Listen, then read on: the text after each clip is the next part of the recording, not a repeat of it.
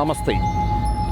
ലോകത്തിലെ ഏറ്റവും വലിയ ആധ്യാത്മിക സാംസ്കാരിക സംഗമം, ഏറ്റവും വലിയ ജനസംഗമം, ഉത്തർപ്രദേശിലെ മഹാകുംഭമേളയ്ക്ക് പ്രത്യേകതകൾ ഏറെയാണ്. 144 വർഷങ്ങൾക്ക് ശേഷം നടക്കുന്ന മഹാകുംഭമേളയായതിനാൽ തന്നെ ഈ പ്രയാഗ്രാജിലെ മഹാകുംഭമേളയിൽ പങ്കെടുക്കുക ജന്മജന്മാന്തരങ്ങളുടെ പുണ്യമാകും. പ്രിയ പ്രേക്ഷകർക്ക് മഹാകുംഭമേളയുടെ പ്രത്യേക പരിപാടിയിലേക്ക് സ്വാഗതം.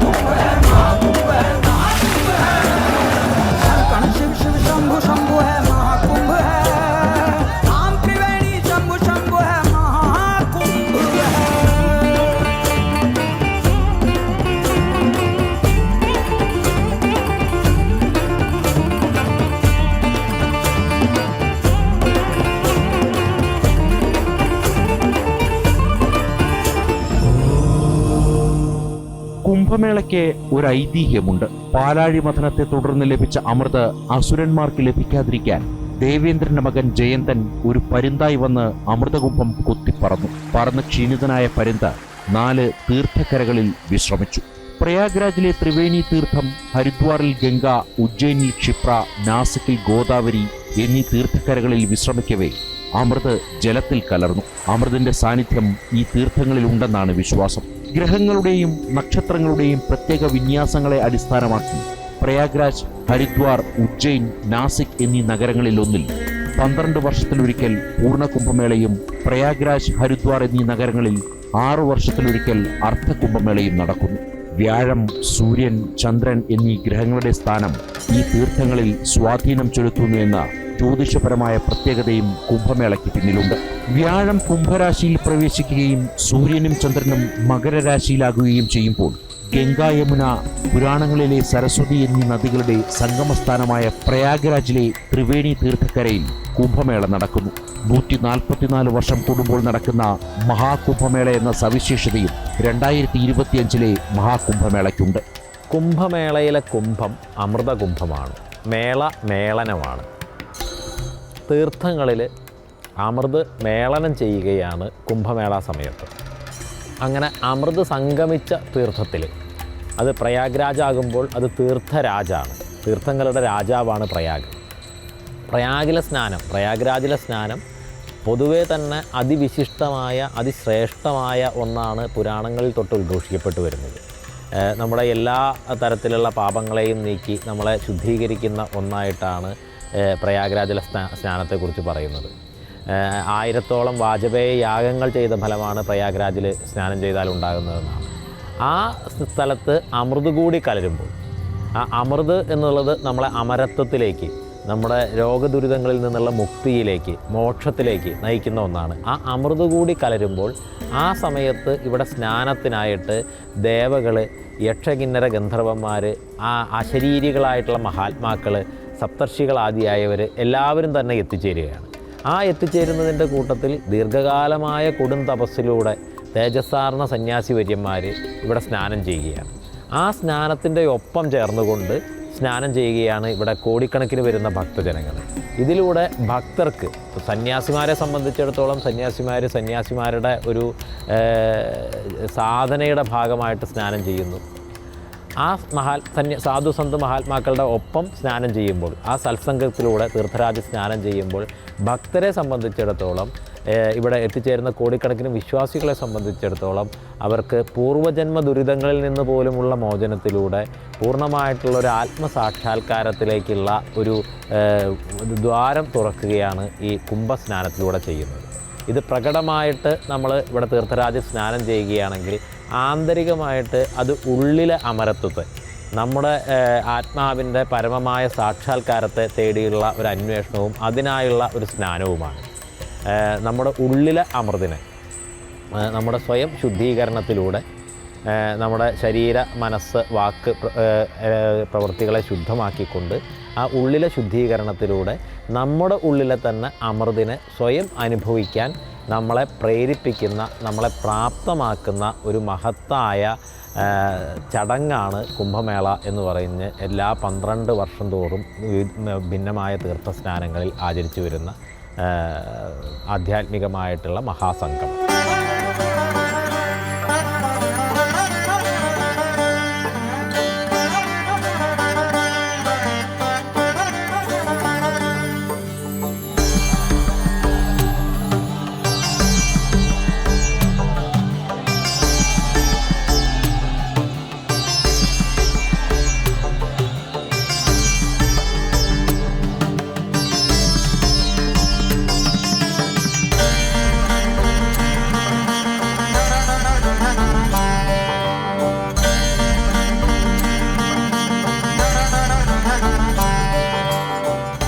കുംഭമേളകളിലെ പ്രധാന ആചാരം സ്നാനമാണ്.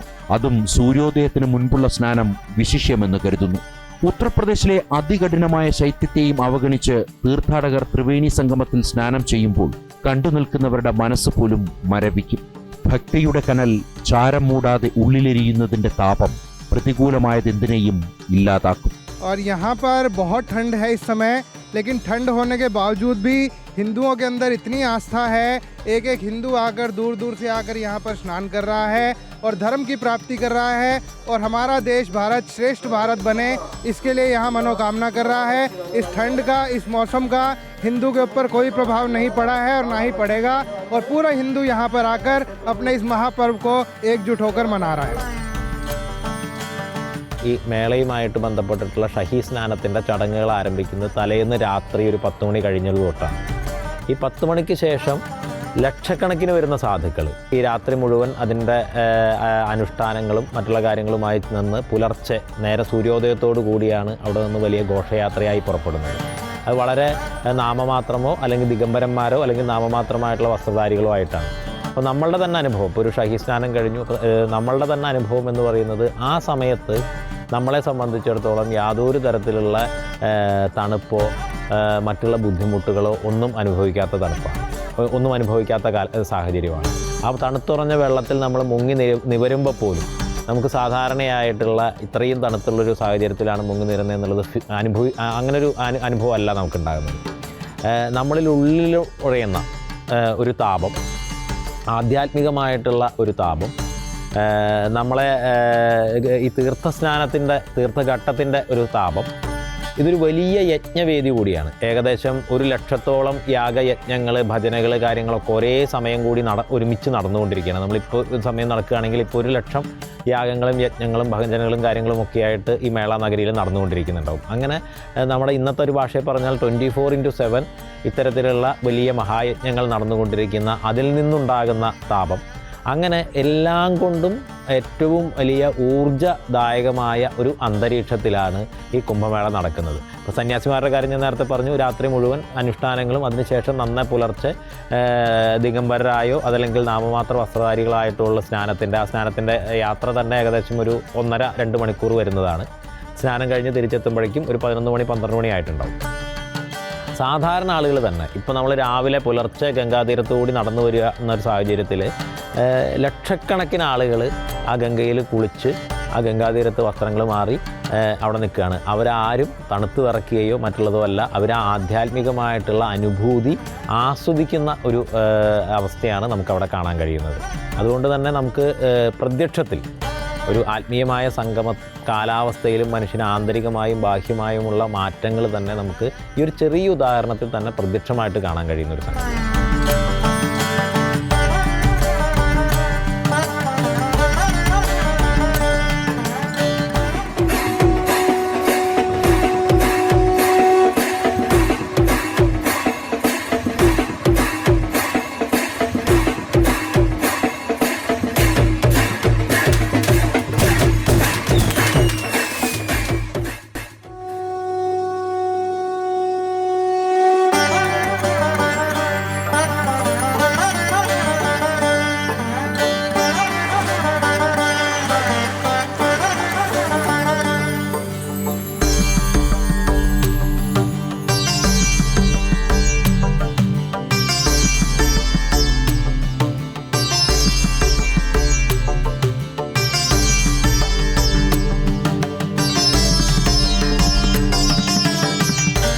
ഭാരതത്തിലെ എല്ലാ സന്യാസി പരമ്പരകളിലും പെട്ട ഋഷീശ്വരന്മാരുടെ സാന്നിധ്യം കൊണ്ട് അനുഗ്രഹീതമാണ് മഹാകുംഭമേള. കുംഭമേളയിൽ സ്നാനം ചെയ്യുന്ന ഭക്തർ ഋഷി പരമ്പരകളുടെ അനുഗ്രഹം തേടിയെത്തും.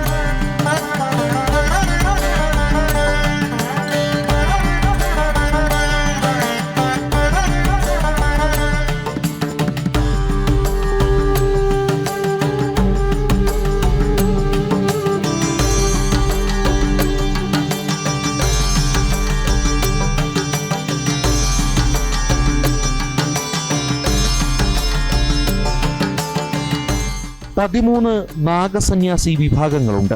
അഖാഡകൾ എന്നറിയപ്പെടുന്ന ഈ സന്യാസി വിഭാഗങ്ങൾ കുംഭനഗരിയിൽ പ്രത്യേക പർണശാലകൾ തീർക്കുന്നു. അഖാഡകൾക്ക് പുറമെ മറ്റ് സമ്പ്രദായങ്ങളിലുള്ള സന്യാസിമാരുടെ സാന്നിധ്യവും മഹാകുംഭനഗരിയെ പവിത്രമാക്കുന്നു. 45 ദിവസം നീണ്ടു നിൽക്കുന്ന കുംഭമേളയിൽ 3 ദിവസം നടക്കുന്ന അമൃതസ്നാനം സന്യാസിമാരെ സംബന്ധിച്ച് വിശിഷ്യമാണ്.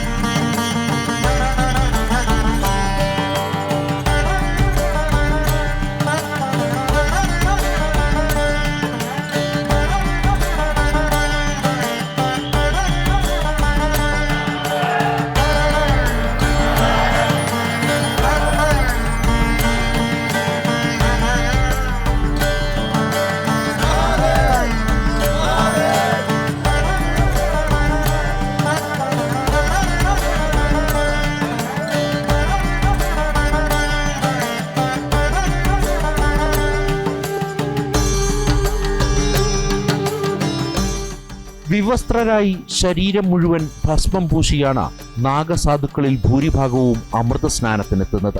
സർവസംഘ പരിത്യാഗികളായി സന്യാസമെന്ന അവസ്ഥയെ പ്രാപിച്ചവർക്ക് വസ്ത്രമെന്നല്ല ആഹാരവും കുടിവെള്ളവും പോലും നിർബന്ധമില്ല. അമൃതസ്നാന ദിവസം അഖാഡകളുടെ നേതൃത്വത്തിൽ രാജകീയ ഘോഷയാത്രയായാണ് സന്യാസിമാർ ത്രിവേണി തീരത്തേക്ക് പുറപ്പെടുന്നത്. മുൻപുള്ള കുംഭമേളകളിൽ ഗജവീരന്മാരടക്കം ഘോഷയാത്രയിൽ അകമ്പടി സേവിച്ചിരുന്നെങ്കിൽ ജനബാഹുല്യം കണക്കിലെടുത്ത് ആനകളെ ഒഴിവാക്കി. എങ്കിലും അമൃതസ്നാന ഘോഷയാത്രയുടെ പ്രൗഢിക്ക് ഒട്ടും മാറ്റു കുറഞ്ഞില്ല. സ്നാനത്തിനായുള്ള യാത്രയിലും തിരിച്ചു മടങ്ങുമ്പോഴും ഒരു പ്രത്യേക ആവേശം സന്യാസിമാരിൽ കാണപ്പെടുന്നു. അനുഗ്രഹം വർഷിച്ചുള്ള സ്നാനയാത്ര കാണാൻ ജനത്തിരക്കേറെയാണ്.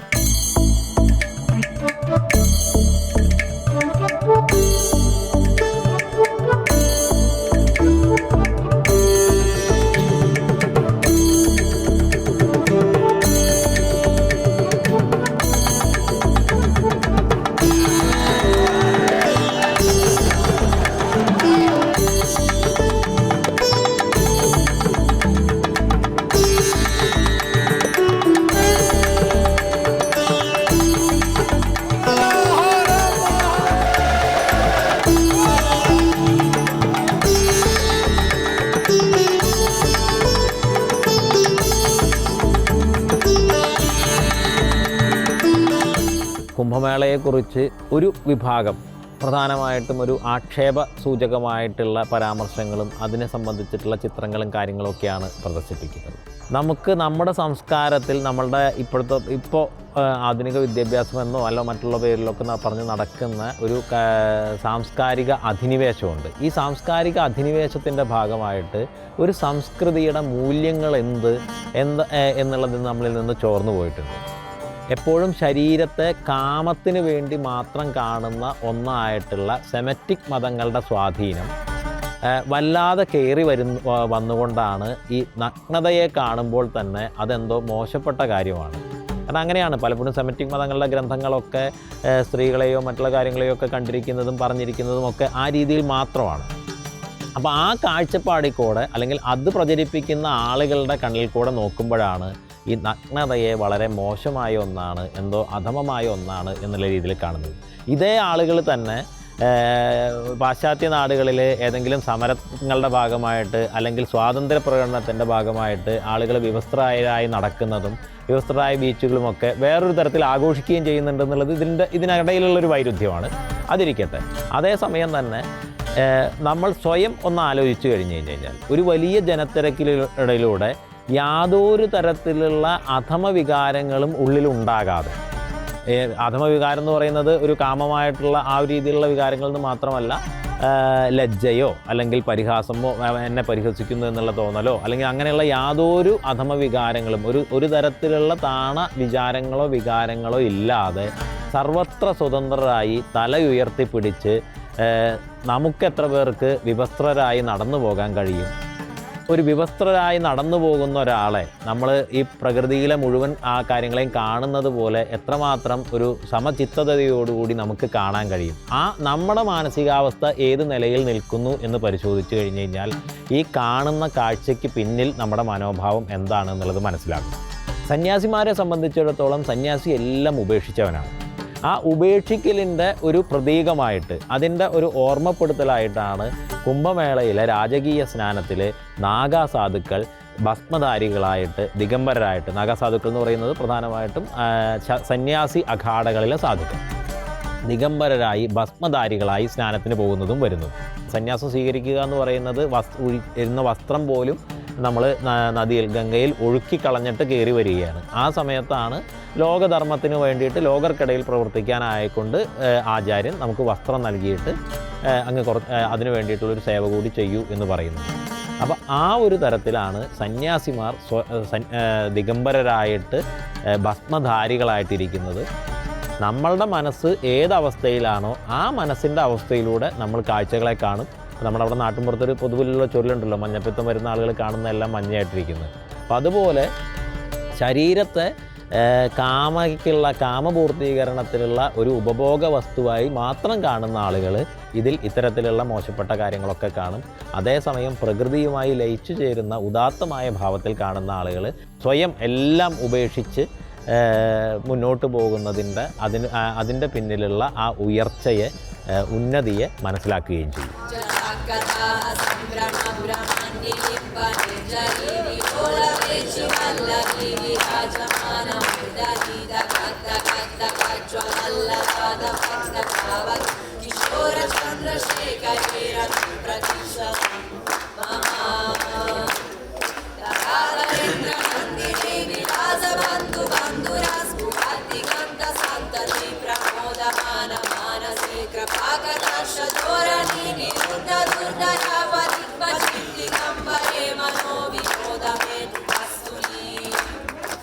ലോകത്തിന്റെ വിവിധ ഭാഗങ്ങളിൽ നിന്നും മഹാകുംഭമേളയെപ്പറ്റി കേട്ടറിഞ്ഞ് തീർത്ഥാടകരെത്തുന്നു.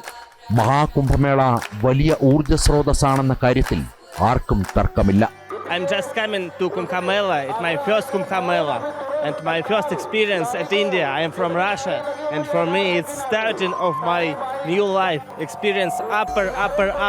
I think it will be more like high but just starting today. It's new, really new feeling. Nice.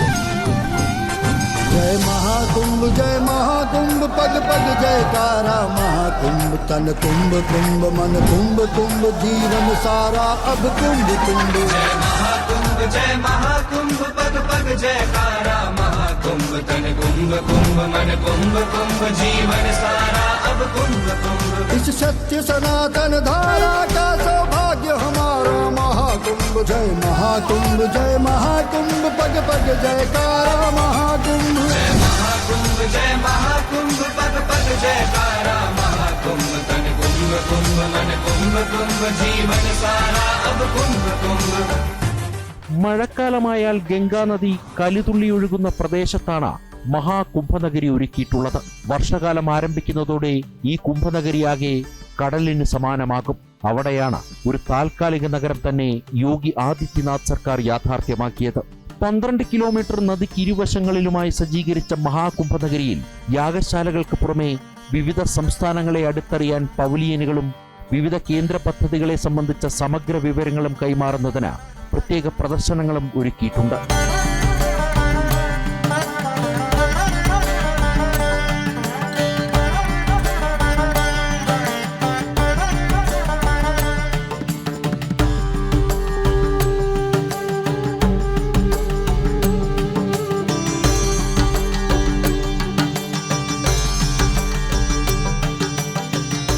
രണ്ടായിരത്തി 2025 മഹാകുംഭമേള ഫെബ്രുവരി 26 ശിവരാത്രിയോടുകൂടി അവസാനിക്കും.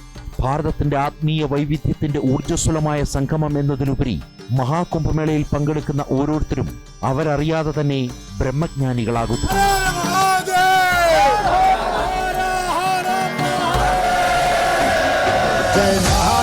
जय महाकुंभ पग पग जयकारा महाकुंभ तन कुंभ कुंभ मन कुंभ कुंभ जीवन सारा अब कुंभ कुंभ जय महाकुंभ पग पग जयकारा महाकुंभ तन कुंभ कुंभ मन कुंभ कुंभ जीवन सारा अब कुंभ कुंभ जय महाकुंभ जय महाकुंभ जय महाकुंभ.